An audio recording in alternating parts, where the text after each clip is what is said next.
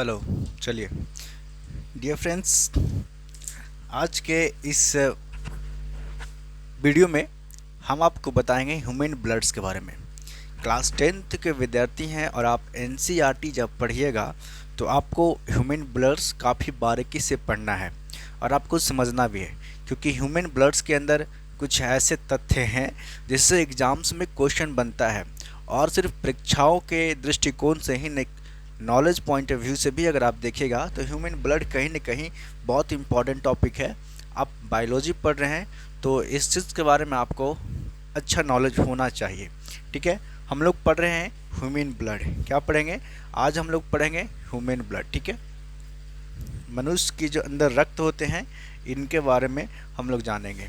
ठीक है, तो सबसे पहले ये समझिए कि ये टॉपिक जो है ह्यूमन ब्लड, ये क्यों इम्पॉर्टेंट है। ठीक है, क्योंकि ह्यूमन ब्लड चैप्टर से क्वेश्चन सिर्फ बिहार बोर्ड या किसी अन्य स्टेट बोर्ड्स के अंदर ही नहीं पूछे जाते, बल्कि ह्यूमन ब्लड एक ऐसा टॉपिक है जो 10th लेवल के जितने भी कम्पिटिटिव एग्ज़ाम होते हैं, जितने भी कम्पिटिटिव एग्ज़ाम हैं, ठीक है, हर कम्पिटिटिव एग्ज़ाम के अंदर इससे क्वेश्चन पूछे जाते हैं, चाहे वो बीपीएससी लेवल की क्वेश्चन हो, है ना, या आप कोई भी एसएससी के अंदर चले जाओ या कोई भी आप रेलवेज के एग्ज़ाम दे रहे हो, तो ये एनसीईआरटी का ऐसा चैप्टर है जिसके अंदर आपको क्वेश्चन बनता ही बनता है। ठीक है, चाहे एसएससी एमटीएस आप दिए होगे तो उसमें आपको पता होगा, सीएचएसएल दिए होगे तो इसमें आपको पता होगा, यहाँ सीजीएल के एग्ज़ाम दिए होगे तो एक क्वेश्चन बनता है इस चैप्टर से। इसीलिए ये ह्यूमन ब्लड कहीं ना कहीं इम्पॉर्टेंट है। रेलवे के अंदर भी बहुत सारे ऐसे एग्ज़ाम हैं, एनटीपीसी आप एग्ज़ाम देते हो, ठीक है, आप एलपी का एग्ज़ाम दिए होगे, एलपी टेक्नीशियन वाले पेपर दिए होगे या ग्रुप डी के पेपर दिए होगे, तो इसमें भी ये चैप्टर जो है ना बहुत ही अच्छा इम्पोर्टेंट रोल अदा करता है। तो कहीं ना कहीं हर पॉइंट ऑफ व्यू से ये चैप्टर इम्पॉर्टेंट है। आप चाहे किसी भी एग्ज़ाम की तैयारी कर रहे हो, 10th की तैयारी कर रहे हो, या फिर बायोलॉजी से आप 12th की एग्ज़ाम देने वाले हो, या फिर आप कोई भी कम्पिटिटिव एग्ज़ाम्स की तैयारी कर रहे हो, तो ये चैप्टर आपके लिए इम्पॉर्टेंट बनता ही बनता है। ठीक है, हम लोग ह्यूमन ब्लड्स पढ़ेंगे, है ना, और इसके बारे में हम लोग समझेंगे। सबसे पहले तो पॉइंट ये है कि ह्यूमन ब्लड के अंदर, है ना, ब्लड रक्त जो होता है, जिसको हम लोग बोलते हैं मानव रक्त जो बोलता है ना, वो होता क्या है? तो रक्त एक संयोजी उत्तक होता है। क्या होता है?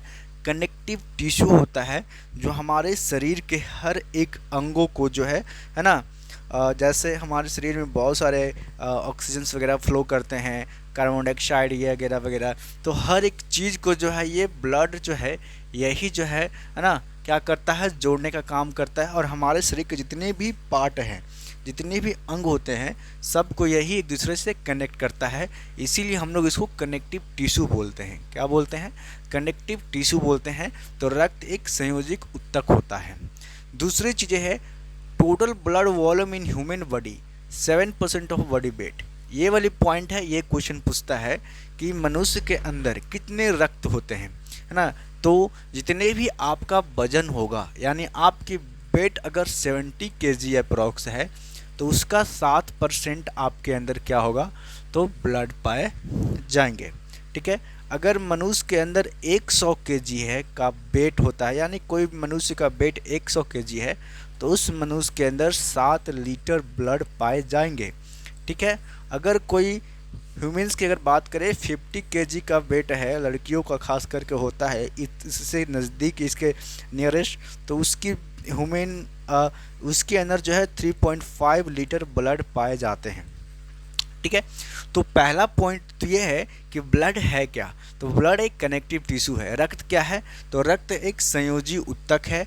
और दूसरी पॉइंट ये है, ये एनसीईआरटी का हर लाइनर अपने आप में क्वेश्चन है, इसीलिए ध्यान दीजिएगा। तो दूसरी पॉइंट ये है कि जो ह्यूमन बॉडी वेट होता है, ह्यूमन के अंदर जितने भी मानव मनुष्य के शरीर का जो पूरा भार वजन होता है, उसका 7% क्या होता है? मनुष्य के अंदर ब्लड पाए जाते हैं। ठीक है, एवरेज ब्लड वॉल्यूम, है ना, तो 5 से 6 लीटर इन मेल। अगर मनुष्य की बात करें, पुरुषों के खास कर बात करें, तो 5 से 6 लीटर जो होता है वो ब्लड पाए जाते हैं मेल के अंदर, है ना। तो मेल के अंदर जो ब्लड पाए जाते हैं वो 5 से 6 लीटर। कितना? 5 से 6 लीटर। ठीक है। और फीमेल की अगर बात की जाए तो फीमेल के अंदर 4.5 लीटर ये एवरेज है 3 से, है ना। 4 से 5 कह सकते हैं हम लोग, 4 से 5 यानी 4 से 5 लीटर जो है ये फीमेल के अंदर जो है वो ब्लड पाए जाते हैं। औसतम ब्लड जो है ना, औसतम रक्त जो है, तो रक्त की मात्रा। तो इस अभी तक हमने क्या समझा, इस चीज़ को समझिएगा। सबसे पहले हमने समझा कि रक्त एक कनेक्टिव टिश्यू है, संयोजी ऊतक है। दूसरी पॉइंट हमने देखा कि रक्त मनुष्य का वजन का भार का लगभग 7% जो है वो ब्लड पाया जाता है, यानी जिस भी किसी के अंदर जितना वजन होता है शरीर का उसका 7% क्या होगा? रक्त पाए जाएंगे। पुरुषों में कितनी होती है? तो 5 से 6 लीटर ब्लड पुरुषों में पाई जाती है। और अगर महिलाओं की बात करें तो 4 से 5 लीटर औसतन इसे महिलाओं के अंदर रक्त पाए जाते हैं। ये 3 पॉइंट याद रखना है। ठीक है। अब हम आगे चलते हैं, समझते हैं। ठीक है। ब्लड का पीएच मान क्या होता है, रक्त का पीएच मान क्या होता है ना। पीएच स्केल है ये अपना, क्या है? पीएच स्केल है। ठीक है ना। जिसको हम लोग एसिडिक बोलते हैं, अम्लीय बोलते हैं, क्षारीय बोलते हैं, बेसिक बोलते हैं। बाकी 7 से 8 का जो बीच का जो पैमाना होता है ये जनरली न्यूट्रल होता है। ठीक है ना। ये क्या है? बेस होता है। ठीक है। मेन के चलो इसके बाद ये बेसिक हम लोग बोलते हैं, है ना, एसिडिक बोलते हैं। तो एग्जाम्पल ऑफ पीएच कंडीशंस, है ना। पीएच मान जो होता है वो ब्लड का कितना होता है? तो नॉर्मल ब्लड का पीएच मान 7.35 टू 7.45 होता है ना। जो हल्का क्या होता है? क्षारीय होता है। हल्का क्या होता है? क्षारीय होता है। ठीक है। 7 पॉइंट, है ना, इस जगह पे अब मान लो कि 7.35 टू 7.45, यानी ब्लड का पीएच मान कितना होगा? तो रक्त का पीएच मान 7.4, है ना। ये आपके परीक्षाओं में पूछ जाती है, सिंपल सीधा सीधा सवाल कि बताइए रक्त का पीएच मान क्या होता है। ठीक है। अब यहाँ पे थोड़ा समझिए कि 7.35 से नीचे जो भी, है ना, तत्व या जो भी चीज़ें हैं, है ना, जो भी पदार्थ हैं, है ना, उस सब क्या होगा? एसिडिक होगा, अम्लीय हो जाएगा। क्या हो जाएगा? अम्लीय हो जाएगा, है ना। सब में अम्लता पाई जाएगी। ठीक है। दूसरी 7.45 के ऊपर जितने भी होंगे वो क्या हो जाएंगे? है ना, वो क्षारीय हो जाएंगे, है ना। क्या हो जाएंगे? अल्कलोसिस कहलाएंगे। क्षारता उसमें क्या होगी? काफ़ी अधिक होगी, है ना। तो ये एसिडिक होगा, है ना, जिसको एसिडोसिस हम लोग बोलेंगे। इसके अंदर सारी एसिडिक के अंदर जो है वो अम्लता जो है वो क्या होगी? अधिक होगी। और जो बेसिक चीज़ें होंगी जो 7.4 7.8 अब मान सकते हैं हम लोग, उसके इधर राइट साइड वाले जितने बाहर 8 9 10 11 12 14 15 तक जाएगी वो क्या होगी? क्षारीयता अल्कलोसिस कहलाएगी। ठीक है। अब बॉडी फंक्शन स्लो, जिस भी अब बोलते हैं मनुष्य के अंदर ज़्यादा अम्लता एसिडिक हो जाती है। कभी कभी आपको ऐसा मेडिसिन यूज करो जिससे आपको लगे कि हमारा बॉडी के जो है पार्ट्स जो है या हमारे हाथ पर हमारा ब्रेस्ट जो है बहुत स्लो काम कर रहा है, तो कहीं ना कहीं उसके अंदर अम्लता के जो है वो क्या हो गया? अधिक हो गया, है ना। जिससे क्या होता है? बॉडी फंक्शन जो उसका स्लो हो जाता है ना। श्वसन और हम रिस्पायरेशन और मेटाबॉलिज्म डिस्टर्ब हो जाते हैं। ठीक है। श्वसन और कह सकते हैं, है ना, कि और मेटाबॉलिज्म जो होता है हमारे बॉडी के अंदर वो सबके सब पाचन क्रियाओं में जो कि थोड़ा सा क्या होता है? प्रॉब्लम खड़े होने लगते हैं, तो वो डिस्टर्ब हो जाते हैं। वही अगर जिसमें 7.45 से ऊपर होता है जिसको हम अल्कोलोसिस बोलते हैं, जिसके अंदर क्षारता अधिक हो जाएगी, उसके नर्वस सिस्टम थोड़ा डिस्टर्ब हो जाता है। क्या होता है? नर्वस सिस्टम थोड़ा डिस्टर्ब हो जाएगी। और मसल ट्विचिंग्स, है ना, इरिटेबिलिटी जो है, कन्वल्सन जो है ना, ये सारी चीज़ें जो है उसमें देखने को मिलता है। तो आफ्टर ऑल हम सिर्फ ये समझे कि ब्लड का पीएच मान, रक्त का पीएच मान कितना है? तो रक्त का पीएच मान 7.4 होता है। कितना होता है? 7.4 होता है। एनसीईआरटी का हर लाइनर बहुत इंपॉर्टेंट है, तो हर एक चीज़ को अच्छे से आप समझिए। ठीक है। अब रक्त का वैज्ञानिक अध्ययन क्या कहलाता है? What is the scientific study of blood called, है ना। तो what is the scientific study of blood calls की अगर बात करें कि रक्त का वैज्ञानिक अध्ययन क्या कहलाता है, तो रक्त का वैज्ञानिक अध्ययन जो है वो हेमेटोलॉजी कहलाता है। क्या कहलाती है? हेमेटोलॉजी। क्या कहलाएगी? हेमेटोलॉजी ना। तो रक्त के साइंटिफिक स्टडी जो है वो क्या कहलाएगी? हेमेटोलॉजी, है ना, हेमेटोलॉजी कहलाएगी। ठीक है।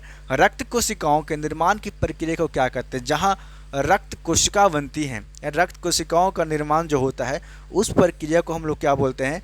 तो इस प्रक्रिया को हम लोग हेमेटोपोइसिस बोलते हैं। क्या बोलते हैं? हेमेटोपोइसिस। क्या बोलेंगे? हेमेटोपोइसिस बोलेंगे। ठीक है, क्या बोलेंगे? हेमेटोपोइसिस बोलेंगे। अगर बात करें कि रक्त कोशिकाओं का निर्माण मुख्य रूप से कहाँ होता है, ठीक है, रक्त कोशिकाओं का निर्माण मुख्य रूप से कहाँ होता है, तो ये बोन मैरो के अंदर होती है, अस्थि मज्जा के अंदर होती है। तो ये तीनों क्वेश्चन भी बहुत इंपॉर्टेंट है। पहला ये कि है ना, what is the scientific study of blood called, है ना, या हम लोग कह सकते हैं कि रक्त के वैज्ञानिक अध्ययन क्या कहलाती है, तो वो हेमेटोलॉजी। क्या कहलाएगी? हेमेटोलॉजी कहलाएगी। वही रक्त कोशिकाओं का निर्माण की प्रक्रिया जो है वो हेमेटोपोइसिस कहलाती है। क्या कहलाती है? तो हेमेटोपोइसिस। ठीक है, अगर तीसरी चीज़ें है देखना तो बोन मैरो, अस्थि मज्जा, है ना, यही जो है वो रक्त कोशिकाओं का निर्माण होता है। तो तीन चीज़ें हम लोगों ने देखा, है ना। ये रेड जो है वो ये बोन मैरो हम आपको दिखा रहे हैं, ये वाला फिगर में आपको दिखाई दे रहा है, जिसके अंदर रेड ब्लड सेल, डब्ल्यूबीसी, है ना, आरबीसी और प्लेटलेट्स, है ना, आरबीसी, डब्ल्यूबीसी और प्लेटलेट्स तीनों का क्या होता है? निर्माण होता है, जिसको हम लोग हेमेटोपोइएटिक स्टेम सेल्स HCS भी कहते हैं। क्या बोलते हैं? है ना, हेमेटोपोइएटिक स्टेम सेल्स, जिसको हम लोग HSCS हम लोग उसको बोलते हैं। तो तीन चीज़ें ध्यान रखेगा कि रक्त का अध्ययन क्या कहलाता है? हेमेटोलॉजी, है ना। कोशिकाओं का निर्माण जो होता है उस प्रोसेस को, उस प्रक्रिया को क्या बोलते हैं? तो हेमेटोपोइसिस बोलते हैं। रक्त कोशिका का निर्माण मुख्य रूप से कहाँ होता है? तो यह अस्थि मज्जा में, बोन मैरो के अंदर होता है। ठीक है, कहाँ होता है? बोन मैरो के अंदर होता है। अब देखिए, ये बोन मैरो है आपका, क्या है? ये जो रेड वाली आपकी दिख रही है, इसी को हम लोग बोन मैरो बोलते हैं, जो आपके हड्डियों के अंदर पाई जाती है। ठीक है, इसके अंदर red blood cell, white blood cell और प्लेटलेट्स। ठीक है, तो red blood cell, white blood cell, WBC और प्लेटलेट्स तीनों जो है, तीनों का जो है मुख्य रूप से यही इसका निर्माण होता है ना। और जो आरबीसी होती है, इसको हम लोग एंथ्रोपोइसिस बोलते हैं, जो आरबीसी का निर्माण करता है। ठीक है, डब्ल्यूबीसी है, इसको लिकोपोसिस बोलते हैं, जो डब्ल्यूबीसी का निर्माण करता है। और प्लेटलेट्स के अंदर थ्रोम्बोपोसिस जो है, ये प्लेटलेट्स का निर्माण करता है। ठीक है, क्या करता है? प्लेटलेट्स का निर्माण करता है। ठीक है, ये प्लेटलेट्स का हमारे बॉडी के अंदर कहीं ना कहीं निर्माण करता है। तो तीन चीज़ें ये भी ध्यान रखिएगा कि बोन मैरो के अंदर क्या बनती है, तो आरबीसी, डब्ल्यूबीसी, प्लेटलेट्स ये बनती है ना। आरबीसी का जो है निर्माण किसके द्वारा होता है? तो एथ्रोपोसिस के द्वारा। डब्ल्यूबीसी का निर्माण कहाँ किसके द्वारा होता है? तो लिकोपोसिस के द्वारा, है ना, जिसमें लैम्फोसाइट, मोनोसाइट, इसिनोफिल, वैसोफिल या न्यूरोफिल, ये सारी चीज़ें जो है वो मिलकर, है ना, डब्ल्यूबीसी का निर्माण कहलाती है, करती है, खासकर जिसको हम लोग लिकोपोसिस बोलते हैं। प्लेटलेट्स का निर्माण जो है वो थ्रोम्बोपोसिस के माध्यम से होता है। ठीक है, ये है ना। अब फंक्शंस ऑफ ब्लड, अब रक्त का क्या कार्य है ना। मुख्य रूप से आपके बॉडी के अंदर कहीं ना कहीं रक्त प्रवाह हो रहा है, ब्लड फ्लो कर रही है। तो फ्लोरेशंस ऑफ ब्लड के अंदर अगर हम बात करें तो मुख्य रूप से रक्त का क्या काम है ना। तो मेरे भाई, रक्त का बहुत सारा काम है ना। पहला कि ऑक्सीजन और CO2, कार्बन डाइऑक्साइड और ऑक्सीजन जो गैसेस है, इसको क्या करता है? ट्रांसपोर्ट करना। यानी ऑक्सीजन और कार्बन डाइऑक्साइड का क्या करता है? आपके शरीर के अंदर, आपके पूरे बॉडी के अंदर जब वो क्या करता है? परिवहन करने का काम करता है। दूसरा, न्यूट्रिएंट ट्रांसपोर्ट, पोषक तत्वों का परिवहन भी क्या करता है? ये हमारे ब्लड का ही काम है। जितने भी चीज़ें हम लोग भोजन स्वरूप, आहार स्वरूप अपने शरीर के लिए ग्रहण करते हैं, खाते पीते हैं, उसके न्यूट्रिएंट्स को भी हमारे पूरे बॉडी के अंदर जो है किसको कहाँ पहुँचाना है, वो है ना, हमारा ब्लड जो है, हमारा रक्त जो है, यही मदद करता है। ठीक है, तीसरी चीज़ है हार्मोन्स ट्रांसपोर्ट। हार्मोन का परिवहन भी रक्त के माध्यम से ही होता है। वेस्ट रिमूवल, जो अपशिष्ट पदार्थ का है आपके शरीर के अंदर होता है, उसका निष्कासन करने का काम एनस के द्वारा हो, या आप हम लोग कह सकते हैं, है ना, कि पेशाब वगैरह के द्वारा होता है। वो क्या होता है? तो ये वेस्ट रिमूवल जो है ब्लड के माध्यम से ही होता है। टेम्परेचर रेगुलेशन, आपके शरीर का तापमान जो है, ये इसको नियंत्रण करने का काम भी कौन करता है? तो ये ब्लड ही करता है ना। इम्यूनिटी, WBC और एंटीबॉडी, ये सारी चीज़ों को बनाए रखना, रोग प्रतिरोधक क्षमता को बनाए रखना, ये किसका काम है? तो ब्लड का काम ही है। ब्लड क्लॉटिंग कह सकते हैं, जिसको प्लेटलेट्स बोलते हैं, है ना, रक्त का थक्का जमना। जब कभी कभी देखते हैं हम लोग कहीं कहीं एक्सीडेंट में या किसी भी कारण से गिर जाते हो, या लड़ाई झगड़े में हमारे शरीर का कोई भाग, कोई अंग जो है, हाथ पैर या कहीं भी क्या होता है ना, कि कट छट छिला जाते हैं, तो क्या होता है? ये हमारे बॉडी के अंदर जो ऊपर जो है उस जगह पे, चोटिल जगह पे या जहाँ से ब्लड निकलते हैं वहाँ क्या करता है, कोटिंग हो जाती है ना। तो ये रक्त की थका है ना जमाने का काम भी किसका ही है, तो ब्लड का ही है। हीट डिस्ट्रीब्यूशन, उष्मा की जो है वितरण, ये क्या काम है, तो रक्त का ही काम है। स्टोरेज ऑफ सब्सटेंस, पदार्थों का संग्रहण करना, ये मुख्य रूप से किस चीज़ का काम है, तो ये भी एक काम है किसका, तो मेरे भाई ये भी अपना रक्त का ही काम है। ठीक है। अब ऑक्सीडेशन ऑफ ब्लड, रक्त का ऑक्सीकरण कैसे होता है। ठीक है। तो ब्लड, ये आप केमिस्ट्री के अंदर पढ़ेंगे। ठीक है ना, ये केमिस्ट्री के अंदर पढ़ेंगे। ठीक है, उसके बाद आपको समझ में आएगा। ठीक है। फिल्ट्रेशन ऑफ ब्लड, ये रक्त का निस्यंदन या छनना कह सकते हैं कि प्योर फॉर्म में जो है वो कैसे होता है, फिल्टर कैसे होता है हमारा ब्लड। तो लीवर के अंदर है ना क्या होती है, ब्लड में यूरिया का क्या होता है, अगर देखी जाए तो यूरिया का निर्माण हो जाता है। उसके बाद अगर हम बात करें तो ये हमारे फिल्ट्रेशन की बात कर रहे हैं है ना, तो ये किडनी में जाती है और किडनी में जाने के बाद जो है ये यूरिन के माध्यम से यूरिया जो है वो क्या होता है, बाहर निकल जाता है और प्योर फिल्टर्ड होकर ब्लड जो है ये कहीं ना कहीं आपके बॉडी के अंदर रहती है। ठीक है। अब मिक्सचर समझते हैं, ब्लड का मिश्रण समझते हैं। ठीक है। ब्लड एक्चुअली देखी जाए है ना, ब्लड अगर देखी जाए तो ब्लड जो है वो दो पैटर्न में है। एक होती है प्लाज्मा है ना, दूसरा होता है ब्लड सेल। ठीक है।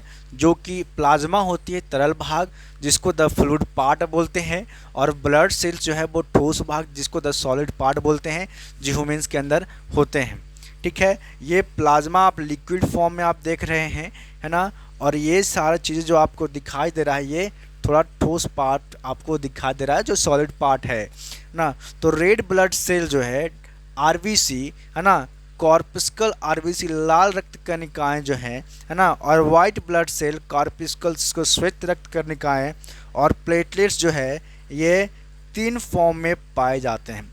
तो ब्लड जो है जनरली है ना, अगर हम बात करें तो ठोस भाग जो होता है ब्लड का वो थोड़ा red blood cell, white blood cell और प्लेटलेट्स के रूप में होती है। बाकी रेस्ट पार्ट जो 55% होता है वो प्लाज्मा होता है, जिसको हम लोग तरल भाग द फ्लूइड पार्ट बोलते हैं। वो इस प्रकार से आपको देखने को मिलेगा। ठीक है।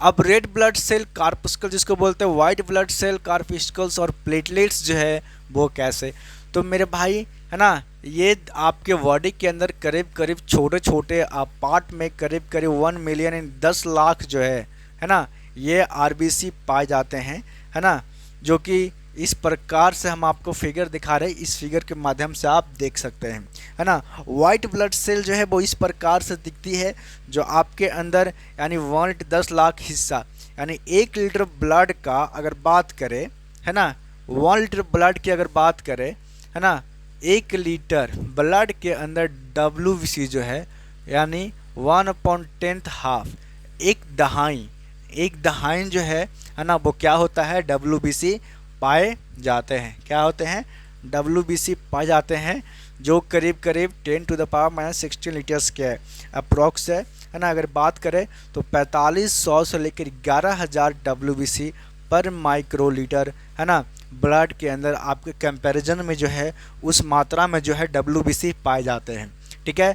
वही प्लेटलेट्स की बात करें तो 1.5 लाख से लेकर 4 लाख प्लेटलेट्स पर माइक्रोलीटर है ना आपके बॉडी के अंदर पाए जाते हैं। तो आरबीसी इस प्रकार से होती है, WBC इस प्रकार से होती है, और प्लेटलेट्स जो है वो कहीं ना कहीं इस प्रकार से दिखाई देता है। ठीक है, ये आपको समझना है। अब यहाँ पे देखा जाए कि ब्लड ग्रुप्स के बारे में, ठीक है, हम वो भी पढ़ेंगे। तो सबसे पहले हमने देखा कि आरबीसी है, WBC है और प्लेटलेट्स है ना, आरबीसी, WBC, प्लेटलेट्स। तो रेड ब्लड सेल जो है अपना है ना, जिसको हम लोग इरिथ्रोसाइट यानी इर्थ्रो, जिसको हम लोग रेड, और साइट मतलब होता है कोशिका, यानी लाल रंग की कोशिका जो है ना, वो क्या कहलाती है, रेड ब्लड सेल, लाल रक्त कणिकाएं जो है वो। WBC जो है ये 2 शब्दों से बना है, जिसको हम लोग ल्यूकोसाइट बोलते हैं। क्या बोलते हैं, ल्यूको का मतलब होता है श्वेत या वाइट, और साइट का मतलब कोशिका, यानी सफ़ेद रंग की कोशिकाएं जो है वो आपकी क्या कहलाती है, तो WBC कहलाती है।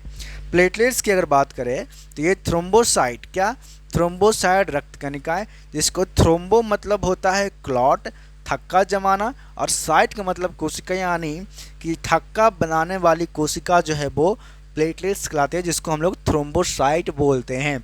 तो आरबीसी का है ना इथ्रोसाइट भी बोलते हैं हम लोग, क्या बोलेंगे, है ना, WBC को ल्यूकोसाइट भी बोलेंगे और प्लेटलेट्स को हम लोग थ्रोम्बोसाइट भी बोलेंगे, है ना। तो कोई दिक्कत वाली बात नहीं है। तो यहाँ पे आरबीसी लाल रक्त कणिकाओं को हम लोग इथ्रोसाइट भी बोल सकते हैं, इथ्रोसाइट, है ना। WBC को हम लोग क्या बोल सकते हैं, तो ल्यूकोसाइट बोल सकते हैं, और प्लेटलेट्स को हम लोग बोल सकते हैं थ्रोम्बोसाइट बोल सकते हैं।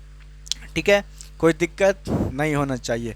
यहाँ पे द एलिमेंट ऑफ ब्लड्स, ठीक है, द एलिमेंट ऑफ ब्लड की जब हम बात कर रहे हैं तो इसमें हमने बताया कि 55% जो ब्लड होता है ह्यूमन, उसके अंदर क्या होती है, प्लाज्मा पाए जाते हैं, है ना। 0.01% जो है आपके ब्लड के अंदर प्लेटलेट्स पाए जाते हैं, और रेड ब्लड है व्हाट 41% के अप्रॉक्स पाए जाते हैं, ठीक है। और वाइट ब्लड सेल जो है अप्रॉक्स 4% पाए जाते हैं। ये अपना जो वाइट ब्लड सेल है ना, ये है ना ह्यूमन ब्लड की पूरी सर्कुलेशन सब्सटेंस की बात करें, जिसमें 55% प्लाज्मा पाए जाते हैं, 0.01% ही प्लेटलेट्स होते हैं, है ना। बाकी 41% आरबीसी रेड ब्लड सेल होता है, और 4% की बात करें तो वाइट ब्लड सेल होता है, ठीक है ना। बाकी यहाँ पे लिम्फोसाइट, बैसोफिल्स, इंसोनोफिल, मोनोसाइट और न्यूट्रोफिल, ये जो WBC के अंदर हम लोग देखते हैं, ये सारी चीज़ों को, है ना, वो 4% होता है, ठीक है। अब देखिए ब्लड प्लाज्मा, है ना, क्या होता है ब्लड प्लाज्मा। कभी कभी हम लोग ब्लड डोनेट करते हैं ना, है ना, तो आपको जब ब्लड डोनेट करते हैं, है ना, तो आपको बिल्कुल ब्लड जो है ना, वो इसी प्रकार से दिखाई पड़ता होगा, है ना। तो ब्लड प्लाज्मा के बारे में हम लोग समझते हैं। सबसे पहले प्लाज्मा रक्त का तरल भाग है, यानी plasma is the liquid part of blood. क्या है, प्लाज्मा जो है रक्त का एक तरल भाग है, लिक्विड पार्ट है ना। और यह हल्के पीले रंग का होता है। कैसा होता है, तो प्लाज्मा दिखने में हल्का पीला रंग का होता है, और रक्त का लगभग 55%, रक्त का लगभग अगर बात करें तो कितना होता है, रक्त का लगभग 55% होता है ना। कितना होता है, 55% हिस्सा होता है जो कि प्लाज्मा होता है। It is light yellow in colour and makes up what 55% of blood, है ना। तो कंपोजिशन ऑफ ब्लड की अगर बात करें तो ब्लड में, है ना, क्या क्या होती है, किस प्रकार से, कितना मात्रा में, तो 55% सबसे पहले प्लाज्मा हो गया। वाइट ब्लड सेल WBC 4% हो गया, रेड ब्लड सेल 41% हो गया, और 0.01% प्लेटलेट्स पाए जाते हैं। क्या होते हैं, प्लेट, है ना, लेट्स पाए जाते हैं, ठीक है।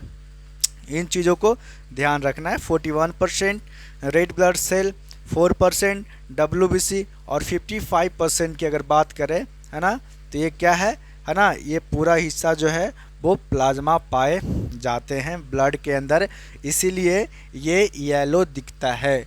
क्या होता है ना, पीले रंग का दिखता है जब आप ब्लड डोनेट करने जाते हैं तो, है ना। तो मेन बेसिक फंडामेंटल क्या हो गया कि ब्लड के अंदर जो, है ना, मात्राएं होती है उसमें सबसे अधिक 55% प्लाज्मा होता है, 41% आरबीसी होता है, और 4% कहीं ना कहीं WBC होता है, और रेस्ट ऑफ 0.01% की मात्रा में जो है वो क्या होता है, प्लेटलेट्स होता है, यानी 1% अप्रॉक्स हम लोग कह सकते हैं, ठीक है। तो ये अपना क्या हो गया, 0.01% प्लेटलेट्स होता है ना। रक्त एक्चुअली ब्लड डोनेशन के टाइम येलो क्यों दिखती है, what is the reason behind, क्योंकि वहाँ पे प्लाज्मा की मात्रा जो है वो अधिक दिखाई पड़ती है, यानी 55% येलो पार्ट, है ना, प्लाज्मा का दिखाई पड़ता है, इसीलिए ब्लड जो है आपका क्या पड़ता है ना। अब देखी जाए तो प्लाज्मा के अंदर 90% जो है वो क्या होता है, वाटर होता है। क्या होता है, वाटर। 10% जो है वो क्या होती है, प्रोटीन या सॉल्ट कह सकते हैं, है ना। वो हल्का पीला येलोविश यहाँ पे दिखाई पड़ता है, जिसका pH मान जो है 7.5 से 8 होता है। क्या होता है, 7.5 से 8 हम लोग कह सकते हैं प्लाज्मा के अंदर भी क्या होती है 90% है ना वाटर होता है, जल होता है, पानी होता है, तरल होती है, 10% जो है प्रोटीन होता है और सॉल्ट होता है, लवण होता है ना, जो थोड़ा चिपचिपा टाइप का है ना क्या होता है, प्रोटीन जो होती है वो क्या होता है थोड़ा चिपचिपा टाइप का होता है ना। कभी कभी आपका कहीं कहीं छिल जाएगा, क्रिकेट वगैरह खेलने में कोई स्पोर्ट्स खेलते हो या क्या कभी गिर जाते हो तो देखते हो ना ये सारे पार्ट्स जो आपको लगड़े हुए दिखाई पड़ेंगे बहुत सारे जगहों पे है ना, हल्का हल्का चिपचिपा तरल पदार्थ निकलते रहता है, वो प्लाज्मा होता है जनरली। ठीक है, ब्लड नहीं निकलते हैं, पहले प्लाज्मा जो है वही निकलता है ना। वो आप टच करोगे तो वहाँ पे चिपचिपा टाइप का आपको दिखाई देगा, महसूस होगा। ठीक है, तो प्लाज्मा में 90% क्या होती है वाटर, 10% प्रोटीन और साल्ट होती है। वो येलोविश हल्का पीला होता है जिसका पीएच मान क्या है 7.5 टू 8। ठीक है, 7.5 टू 8 है ना। अब मेजर टाइप अगर बात करें प्लाज्मा का जो प्रोटीन होता है ना, तो एल्ब्यूमिन 60% जो major compounds of osmotic pressure of plasma जिसको हम लोग बोल सकते हैं है ना। ग्लोबुलिन्स जो है वो 35%, फाइब्रिनोजेंस जो है वो 4% और अदर पार्ट जो है वो लेस दैन 1%, जिसमें वेरियस रोल्स अल्फा 1 एंट्रीपिशन कोएगुलेशन बहुत सारे फैक्टर होते हैं जो कि 1% होते हैं है ना। और ये फाइब्रिनोजेंस जो है 4% आपके प्लाज्मा के अंदर जो होता है, इसी की वजह से ब्लड क्लॉटिंग होती है। इसका काम है फंक्शंस इन ब्लड क्लॉटिंग है ना, रक्त का थक्का जमाने का काम जो है किसका है तो फाइब्रिनोजेंस का है ना। फाइब्रिनोजेंस प्लाज्मा के अंदर पाए जाते हैं जो 4% मात्राएं में होती है ना, जिसका काम है ब्लड क्लॉटिंग करना। एंटीबॉडीज अगर बात करें है ना, तो ग्लोबुलिन्स जो है इसको बोलते हैं वो एंटीबॉडी का काम करती है। ये इम्यूनोग्लोबुलिन्स एंड ट्रांसपोर्ट प्रोटीन है ना, ये प्रोटीन्स की जो है वो क्या करती है परिवहन करता है, संरक्षण करने का काम करता है ना। ठीक है, अब समझते हैं कि प्लाज्मा प्रोटीन का क्या काम है ना। तो जो एल्बुमिन जो होता है लगभग 60% होता है, ग्लोब्यूलिन जो होता है वो 35% होता है, फाइब्रिनोजेन जो होता है वो 4% होता है। तो इस तो इसका क्या काम है। ठीक है,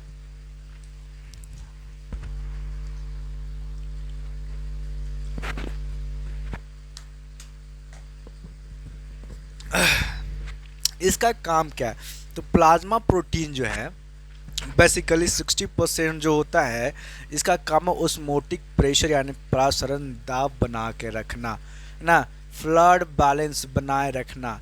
ये क्या काम है तो एल्बुमिन प्रोटीन का काम होता है।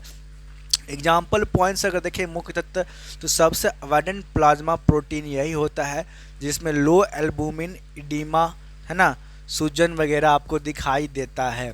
ग्लोब्यूलिन्स की अगर बात करें तो ग्लोब्यूलिन 35% होता है जिसमें एंटीबॉडीज जैसे ना IgA है ना, LGG, ये LGD बनाना, ये ट्रांसपोर्ट प्रोटीन काम करता है। मतलब प्रोटीन्स को जो है वो इधर उधर है ना वो ट्रांसपोर्ट करता है, आपके बॉडी के अंदर इम्यूनिटी जो है बनाए रखता है, vitamin iron copper lipid transport ये सब करने का काम जो है वो ग्लोब्यूलिन का होता है। फाइब्रिनोजेन का अगर बात करें तो 4% होती है जो प्रोटीन और प्लाज्मा ब्लड क्लोटिंग ना जो थक्का जमाने का काम करता है। ये क्या करता है इसको क्लोटिंग फैक्टर हम लोग बोलते हैं। जो फाइब्रिनोजेंस हटाने पर ये प्लाज्मा जो है वो सीरेंस होता है। अब सीरेंस क्या दिखाई पड़ता है, सीरेन क्या है तो सीरेन ये ब्लड क्लॉट है, सीरेन है ना। तो प्लाज्मा ये आपको दिखाई दे रही है WBC RBC नीचे है ना, ये आपको दिखाई पड़ता है हल्का सा, लेकिन जो येलो पार्ट है वो सीरेन कहलाता है। क्या कहलाता है, येलो पार्ट जो पूरा आपको दिखाई दे रहा है is the part is called serum. ठीक है, अब चलिए है ना, ये पार्ट पूरा क्या दिखाया सीरेन। ठीक है, ये इसको अब बड़ा साइज देख लो, ये मान लो कोई भी है ना इक्विपमेंट में रखा हुआ है प्लाज्मा, जिसमें प्लाज्मा आपको ये वाला पार्ट दिखाई दे रहा है यहाँ तक है ना, ये वाला पार्ट WBC और ये वाला पार्ट जो है अपना RBC दिखाई दे रहा है ना। और ब्लड क्लॉट जो है वो नीचे आपको दिखाई दे रहा है। ऊपर की जो पार्ट है जहाँ पे चिपचिपा टाइप का जो होता है ना, वो क्या होता है सीरेन कहलाता है। अब देखिए क्या होता है जब चोट लगती है तो किसी भी व्यक्ति के अंदर क्या होता है, ब्लड निकलना शुरू होती है, ब्लड बाहर आता है ना। तो ये बंद करने का काम, क्लॉटिंग करने का काम, थक्का जमाने का जो काम होता है जनरली, है ना, ये किसका होता है, तो ये प्लाज्मा का होता है ना। ये थ्रोम्बिन्स प्लस फाइब्रिनोजेन जो है ये रिलीज होता है ना, और क्या करता है, थ्रेड करता है ना। मतलब थक्का को, जो क्लोटिंग फैक्टर हम लोग बोलते हैं जिसको, है ना, वो थक्का जमाने का काम करता है फाइब्रिन और रक्त, ब्लड कार्पुसल जो कहते हैं हम लोग, फाइब्रिनोजन और थ्रोम्बिन्स, है ना। ये सब निकलने के बाद, रिलीज होने के बाद जब बाहर आती है तो क्या होती है ना, थक्का जमता है, क्लॉटिंग होता है आपके बॉडी के अंदर। अब मानव रक्त, ठीक है, मानव रक्त प्लेटलेट्स छोड़ते हैं जो रक्त के थक्के बनाने क्लॉटिंग में मदद करता है ना। मतलब मानव रक्त कौन सा ऐसा प्लेटलेट्स छोड़ता है जो रक्त के थक्का बनाने में यानी क्लॉटिंग करने में आपकी मदद करता है। एग्जाम्पल है प्रोथ्रोम्बिन्स, है ना, फाइब्रिन, प्रोटोज, है ना, फ्रक्टोज और सुक्रोज। तो फाइब्रिन जो है वो प्रोटीन है ना, जो ह्यूमन ब्लड्स, है ना, क्या करती है, रिलीज करता है, जो आपके अंदर क्लॉटिंग करने में आपकी मदद करता है। ठीक है, तो फैक्टर, 4 फैक्टर हो गए। फैक्टर 1 फाइब्रिनोजेंस, है ना। फैक्टर 2 की अगर बात करें तो प्रोथ्रोम्बिन। फैक्टर 3 थ्रोम्बोप्लास्टिन जिसको टिश्यू फैक्टर बोलते हैं। फैक्टर 4 जो है वो कैल्शियम होता है कहीं ना कहीं। ठीक है, तो ब्लड क्लॉटिंग फैक्टर वो क्या हो गया, फैक्टर 1 जिसको हम लोग फाइब्रिनोजेन, है ना, यानी फैब्रिन बोलते हैं। ये हमारे बॉडी के लिए जो है ना, वो क्लॉटिंग करने में हमारी मदद करता है। ठीक है, क्या करता है, मदद करता है। अब बात करें प्रकार टाइप के, तो WBC, है ना, और होल ब्लड डोनेशन जो है, ये संपूर्ण रक्तदान जो करते हैं हम लोग, एक डोज में 500 ml ही हम लोग कर सकते हैं, है ना, जिसमें संपूर्ण रक्त, RBC, प्लाज्मा और प्लेटलेट्स तीनों होता है। ठीक है, यानी एक बार में आप मैक्सिमम 500 ml यानी हाफ लीटर जो है ब्लड आप डोनेट कर सकते हैं, है ना। अगर सिर्फ प्लाज्मा फेरेसिस से अगर आपको डोनेट करना हो तो आप एक डोज में 400 ml कर सकते हैं। उसके बाद जो है RBC और प्लेटलेट्स जो है वापस डोनर को क्या होता है ना, दिए जाएंगे, केवल प्लाज्मा जो है वो निकाल लिए जाते हैं। ठीक है, थ्रोम्बोसाइटोफेरेसिस के अंदर जो है मात्र डोनर के वजन पर निर्भर करता है कि वो कितना वेट का है, केवल प्लेटलेट्स दान किए जाते हैं। जब डेंगू का कोई मरीज होता है उसके लिए बोलते हैं प्लेटलेट्स चढ़ाना, है ना, तो वो जो है क्या होता है, थ्रोम्बोसाइटोफेरेसिस के पॉइंट ऑफ व्यू से जो है वो डोनेट होता है। हाँ, तो donors donation of whole blood, जब ये इर्थोसाइट्स मास होगा तो एक डोज में 500 ml ही डोनेट कर। जब प्लाज्मा फेरेसिस होगा, सिर्फ प्लाज्मा डोनेट करना होगा तो एक डोज में 400 ml ही डोनेट कर पाएंगे, है ना। थ्रोम्बोसाइटोफेरेसिस प्रक्रिया जब होगा तो एक डोज डिपेंड करेगा कि ह्यूमन का वेट कितना है। तो how do you get my plasma, आप प्लाज्मा कैसे निकाल सकते हो, किसी का कैसे आप मेरा ले सकते हो। तो plasma is collected through a process called plasmapheresis, है ना। प्लाज्मा एक प्रोसेस से कलेक्ट किया जाते हैं जिसको हम लोग क्या बोलते हैं, प्लाज्मा फेरेसिस बोलते हैं। Where plasma is separated from your blood and red blood cells are return to your body, है ना। जिस प्रोसेस के अंदर प्लाज्मा फेरेसिस प्रक्रियाओं से आपके ब्लड से जो है वो प्लाज्मा क्या कर ली जाएगी, निकाली जाएगी। उसके बाद जो है वो क्या होगा, RBC जो है वापस आपको आपके बॉडी में वापस चढ़ा दिए जाएंगे। मतलब जो डोनर होता है, जो ब्लड डोनेट कर रहा होता है, उसे वापस दे दिए जाते हैं। ठीक है, तो होल ब्लड सबसे पहला प्रक्रिया यह है कि पूरा ब्लड जो है वो आपसे लिया जाएगा, है ना। उसके बाद प्लाज्मा फेरेसिस प्रक्रियाओं प्रोसेस को अपनाई जाएगी जिसमें प्लाज्मा जो है वो आपके बॉडी से निकाल लिए जाएंगे, है ना। उसके बाद जो रेस्ट ऑफ ब्लड प्लाज्मा निकालने के बाद रेड सेल्स होगा उसको आपके बॉडी के अंदर फिर से ट्रांसपोर्ट कर दिए जाएंगे। ठीक है, तो ये प्लाज्मा जो है आप किसी भी व्यक्ति को आप दे सकते हैं इस प्रकार से। उस प्रोसेस को हम लोग प्लाज्मा फेरेसिस कहते हैं। क्या बोलते हैं, प्लाज्मा फेरेसिस हम लोग उस प्रोसेस को बोलते हैं। ठीक है ना। देख सकते हैं ये आदमी जो है ये क्या कर रहे हैं, वो अपना प्लाज्मा डोनेट कर रहे हैं, है ना। क्या कर रहे हैं, प्लाज्मा डोनेट कर रहे हैं। ठीक है ना। ये RBC के बारे में हम लोग पढ़ लिए, है ना। लाल अस्थि मज्जा, है ना, रेड बोन्स मैरो, RBC के बारे में हम लोग पढ़ सकते हैं। ये आपका बोन हो गया, है ना। ये क्या हो गया, आपका बोन हो गया, जिसके अंदर क्या है, बोन मैरो है ना, जो क्या होता है वो मुलायम होता है, सॉफ्ट होता है, जिसको है ना क्या होता है, बिल्कुल सॉफ्ट होता है। और ये वाली येलो बोन मैरो जो है ना, WBC और प्लेटलेट्स, है ना, इस चीज़ों के बारे में हम लोग भी समझेंगे। ठीक है, तो ये है ना, हम लोगों ने पढ़ा कि बोन मैरो के अंदर क्या बनती है, तो आपकी रक्त बनती है ना, जिसमें RBC, WBC, प्लेटलेट्स तीनों के तीनों रक्त है ना क्या होती है, बनती है। ठीक है ना। रेड ब्लड सेल्स कार्पोल्स है ना, तो ये जो है the formation of RBC is called erythropoiesis बोलते हैं ना। RBC का बनना एरिथ्रोपोसिस कहलाती है। RBC के बनने की प्रक्रिया को एरिथ्रोपोसिस है ना क्या बोलते हैं, हम लोग एरिथ्रोपोसिस कहलाती है। रेड बोन मैरो के अंदर बनती है ना, जिसके 4.7 टू 6.8 मिलियन सेल्स पर माइक्रोलीटर जो है इसकी क्वांटिटी होती है। यह आपकी बोन से है ना।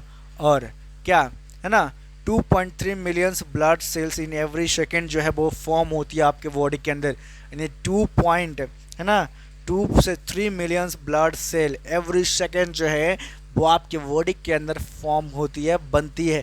और कहीं ना कहीं इतना ही ब्लड सेल्स जो है हर घंटे हर सेकंड जो है वो क्या होती है, वो डेथ भी होती है। तो बहुत ही एक्स फैक्टर होता है ना, अपने बॉडी के हर एक चीज़ को मेंटेन करना, है ना। तो ये सारी चीज़ों को आपको ध्यान देना है। ठीक है, कैसा लगा, बाकी चीज़ें हम लोग है ना अगले वीडियो में पढ़ेंगे, क्योंकि वीडियो काफ़ी लंबा हो जाएगा। कैसा लगा ये वीडियो, अच्छा लगा तो अपने दोस्तों के पास, अपने लोगों के पास और भी शेयर करें, और चैनल को सब्सक्राइब करें, लाइक करें, कमेंट करें, दे अपना सुझाव किस प्रकार से आपको लग रहा है हमारा ये वीडियो। अच्छा लगेगा, हमें भी आपके लाइक्स कमेंट से मोटिवेशन मिलेगा, और आगे हम अच्छे ऐसे ही वीडियो आपके लिए लाते रहेंगे। जय हिंद।